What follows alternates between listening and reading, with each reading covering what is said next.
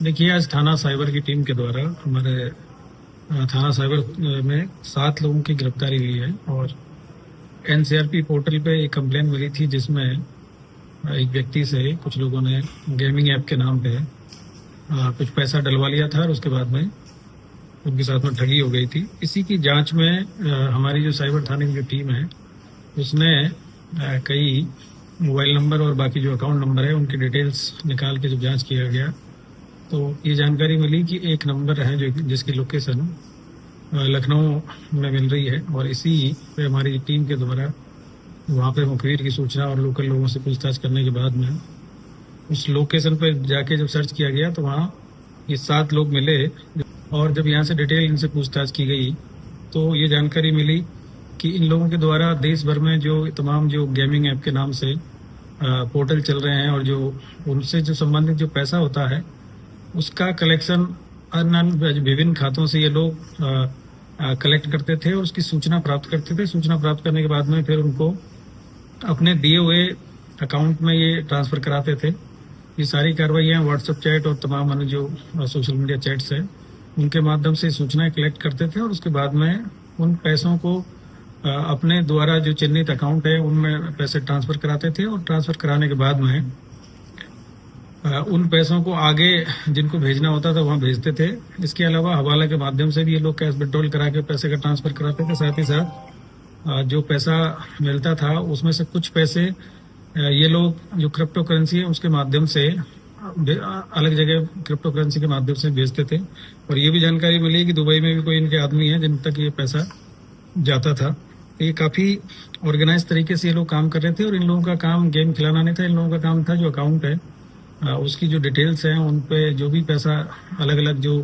Call centre चल रहे थे, जैसे कि यहाँ पे 2 कॉल सेंटर पहले मिले थे, एक यहाँ पे मिला था, एक बनारस मिला था। तो उन कॉल सेंटर से जो भी पैसा मिलता था उस पैसे का मैनेजमेंट का काम इन लोगों का था और प्रतिदिन करीब लाखों की संख्या में ये पैसा आता था और उसके बाद में डेली ये लोग उसकी बैलेंस शीट बनाते थे और बैलेंस शीट बनाने के बाद में उसको आगे जो इनके बॉस थे उनके बताए हुए अकाउंट में ये ट्रांसफर कर देते थे और साथ ही साथ कुछ पैसा कैश विड्रॉल कराते थे। कैश विड्रॉल कराने के बाद में फिर उसको हवाला के माध्यम से उसको कहीं भिजवा देते थे और क्रिप्टो के माध्यम से भी ये लोग भिजवा रहे थे। तो इस तरीके से काफी ऑर्गेनाइज तरीके से ये जो गैंग है ये काम कर रहा था। और पहले हम लोगों ने जो 2 यहाँ गैंग पकड़े थे उनके भी कुछ अकाउंट्स की डिटेल है इनके पास से मिली है जो कि वो पैसा भी इन लोगों ने मैनेज किया था। तो इस तरीके से ये न केवल यहाँ पे बल्कि देश भर में जो तमाम जो ऐप है, जैसे महादेवा ऐप का नाम आप लोगों ने सुना होगा, उसी से एसोसिएट टाइप का ये गैंग है। और इसके अलावा जो क्रिकेट बज है, फेयर प्ले है और तमाम इस तरह के जो नए नए जो गेमिंग ऐप है जो कि सोशल मीडिया के माध्यम से उनका एडवर्टाइजमेंट करना और फिर उस पैसे को प्राप्त करके फिर उसको ट्रांसफर करना, ये सब इन लोगों का काम था। इन लोगों का काम बैंक ट्रांजेक्शन्स का काम नहीं था, इनका काम था डेली उन अकाउंट्स में कितना पैसा आया फिर उसको कहाँ पे ट्रांसफर कराना और फिर उसमें से वो जो पैसे को आगे भेज देना। तो इनका जो डेली का जो बैलेंस शीट है वो करीब लाखों रुपए में होता था। कई बार मतलब 70 लाख का है तो किस दिन 50 लाख का है। तो पर डे का इनका काम था और उसके बाद में फिर ये नेक्स्ट डे का वो सारा रिकॉर्ड उसमें से हटा देते थे।